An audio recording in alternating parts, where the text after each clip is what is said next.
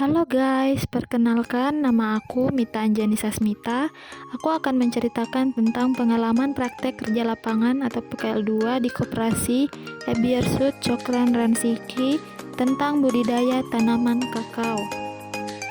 Nah, pertama yang dilakukan yaitu persiapan lahan dengan pembersihan lahan, penentuan jarak tanam, dan penganjiran.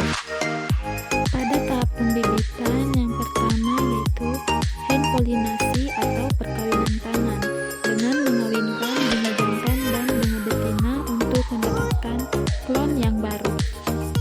Yang kedua, pembuatan benih. Dalam pembuatan benih harus menyiapkan buah yang sudah masak sempurna, kemudian diambil bagian tengah seukuran 3 jari, lalu biji digosok menggunakan serbuk gergaji. Setelah itu dicuci.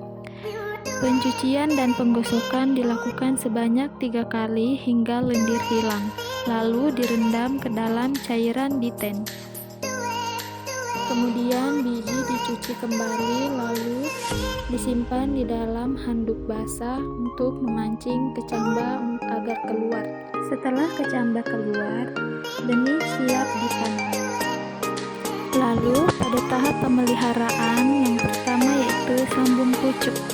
Dilakukan untuk meningkatkan produksi kakao dengan memanfaatkan tanaman yang sudah ada. Yang kedua, sambung samping, yang dilakukan untuk mengatasi permasalahan tanaman kakao yang relatif sudah tua dan serangan hama serta penyakit yang cukup tinggi sehingga mengakibatkan penurunan produktivitas dan kualitas hasil kakao. Nah, ini merupakan kegiatan pengendalian gulma yang bertujuan untuk menekan laju perkembangbiakan gulma agar tidak mengganggu tanaman kakao.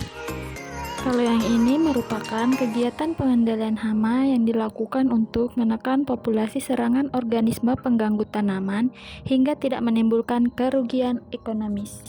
Kemudian pengurangan naungan yang dilakukan apabila tanaman kakao sudah cukup umur. Setiap 6 bulan, naungan dikurangi sekitar 25% hingga tersisa bagian depan yang bertujuan untuk menghalangi angin. Lalu pemangkasan.